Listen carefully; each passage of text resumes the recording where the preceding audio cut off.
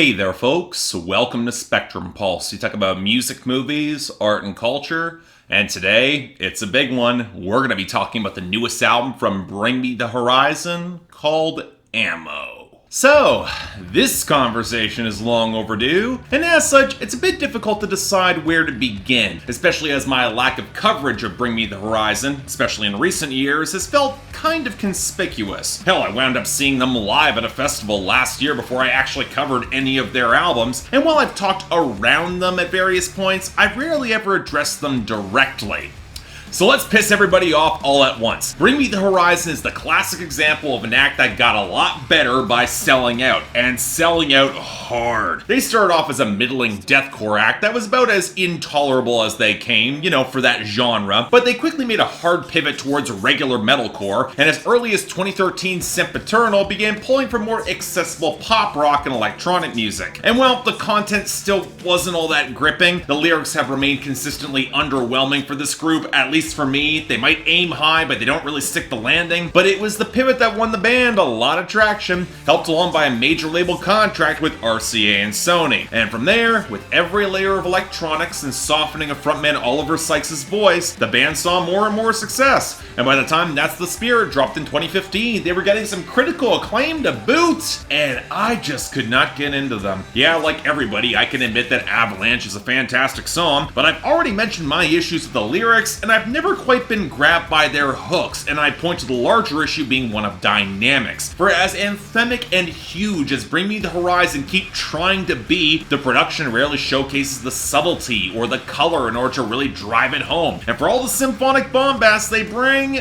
look, I come from symphonic metal. I've seen it done right, and Bring Me the Horizon just have never stuck the landing for me. They got a lot of stuff going on, but not a lot of it adds up to as much as it should. But hey, apparently with Ammo, they're going even more mainstream with even more synthetic layers and programmed drums, eaten by the imagined dragon, to quote my friend and fellow critic Crash Thompson, aka the Rock Critic. Go check his stuff out, it's excellent. And other critics have already started overpraising this to hell and back, so alright, fine. What did Bring Me the Horizon bring with Ammo? So okay, here's the thing. Since Bring Me the Horizon has the reception among some mainstream critics as being the good one to like in mainstream rock or alternative metal, I have seen a lot of comparisons being made to this project in a furtive attempt to justify the shift in sound, specifically to 1,000 Suns by Linkin Park. And as pretty much the only guy who still genuinely likes that album to this day, I feel it's necessary to say this. Like hell it is! Say what you will about the superficial change in tones that might have a mild parallel, but Linkin Park had a command of atmosphere and dynamics and weren't so willing to fall in line with modern trends, to say nothing of some real thematic ambition. Even if that album didn't work for you or for anybody, they were certainly aiming higher. And yet, at the same time, I can't say that Bring Me the Horizon was another act that was just devoured by the derivative Imagine Dragon either. Yeah, it's easily their softest album to date, but the tonal and production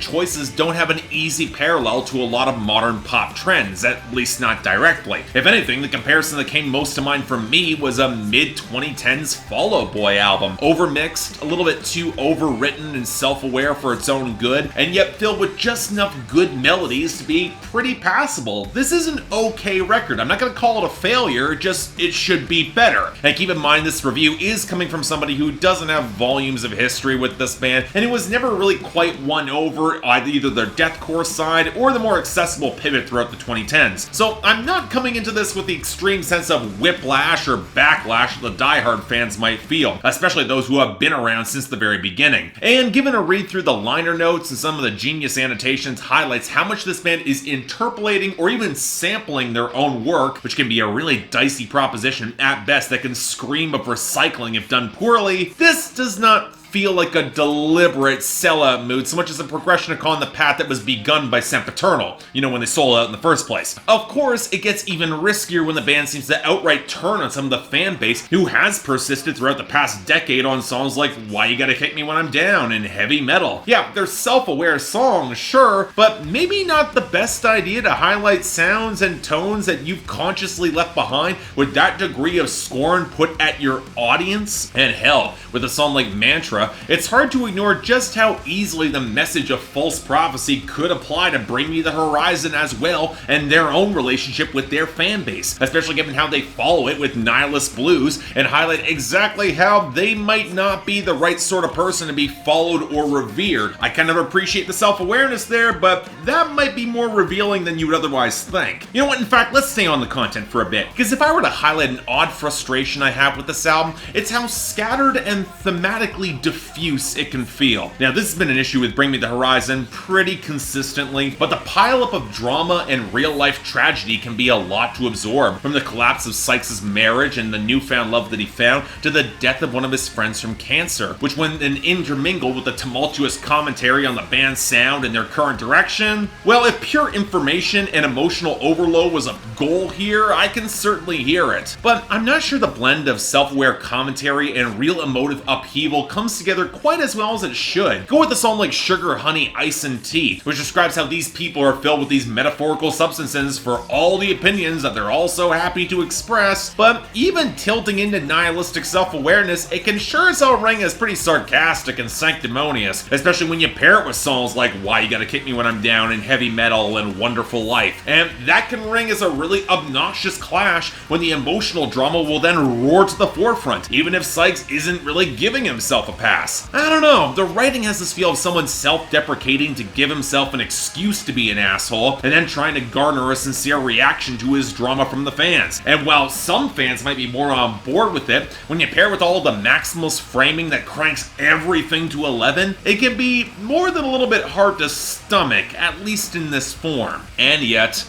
most people, they're not talking about a lot of the content or the lyrics or the themes. Nope, this is where the conversation circles back to the production and the instrumentation, where Sykes took more of a role than ever in shaping the sound getting behind the production boards. And look, I'm not against the pop-infused metal approach on principle. Devin Townsend's been doing it for years, Baby Metal's got their own spin on it, and hell, Grimes herself worked with Poppy just last year on Play Destroy, which did that very same combination and was nearly one of my favorite songs of 2018, so I wasn't surprised at all to see her here. But if I'm going to use Devin Townsend as an example how to take this sound up to 11, as Bring Me the Horizon so desperately want to do, I don't know what to say. Has been described as the band making orchestra meets metal, seemingly without awareness that symphonic metal exists. But we have to talk about the two consistent problems that I've always had with Bring Me the Horizon: the mixing and the dynamics. The most glaring issue is how Matt Keynes' Gummy bass tone can feel fused into the percussion and the down-tuned guitars, and that's assuming that the drums themselves aren't getting programmed towards frenetic blurs of scratching or break beats or trap progressions, which means that the grooves can occasionally feel kind of heavy, but lacking a lot of interplay or dynamics in the low end. And the unfortunate side effect to all that is given how busy and borderline compressed the guitar lines and the synths are in the mid-range and top of the mix, along with Sykes' vocals, which span from a lot of clean singing, a scream that we don't hear enough, and a falsetto that we can absolutely do without, as well as all the vocal samples and the child choirs that only add to the headache. The songs can feel really top-heavy. Now, I guess I'll give them some credit for trying to add some interludes to split things up and force a little bit of contrast, even if they are in more of a pop direction, from the ghostly opener to the scratchy, desaturated keys, the breakbeat drumming, the pitch shifting, and the blurry synth buzz of Ouch, to the wispy hollowness that switches into a synth-inflected bass knock of Fresh Bruises. But these feel more like overmixed pop genre exercises than fully formed songs, and really not even that great of interludes, and they nearly all run long. Now, that's not saying that there aren't some moments or hooks that I like despite all this, because there are. And again, on a compositional level, Bring Me the Horizon can write some real rock songs with a real impact. The grinding crush of Mantra, it's absolutely overmixed. It didn't have to drown out Sykes' screaming on the post-chorus, but the hook is really good, especially off the symphonic swell in the second verse. And as much as Wonderful Life and Heavy Metal don't quite have the impact I was hoping for, the potential in the hooks, it really is there. Hell, replace the unnecessary child choir with some multi-track from Sykes on Why You Gotta Kick Me When I'm Down, and you've got the sort of crushing trap pop rock fusion with the blaring synths that 21 Pilots can occasionally knock out of the park. And honestly, I thought Bring Me the Horizon could do that too. I like that song. And hell, you step away from how how conventional it is, I'd say Medicine also works in a similar vein, especially with that synth melody. And I certainly prefer it to the most blatant mainstream attempt with the love song Mother Tongue, or the choppy In the Dark with that really tinny synth, the vocal fragment, and the inability to take off properly and really explode. And while I'm on that topic, then you've got the overblown bass and the buzzy atmosphere of the synth rock of Nihilist Blues with Grimes. And look, I think it's alright enough, but everyone is buried under so many layers that any hint of real edge or intensity is absolutely gone, especially when the song runs long. At least when Ghost made Dance Macabre, there was an obvious dance focus. There was a groove to that song. But as a whole,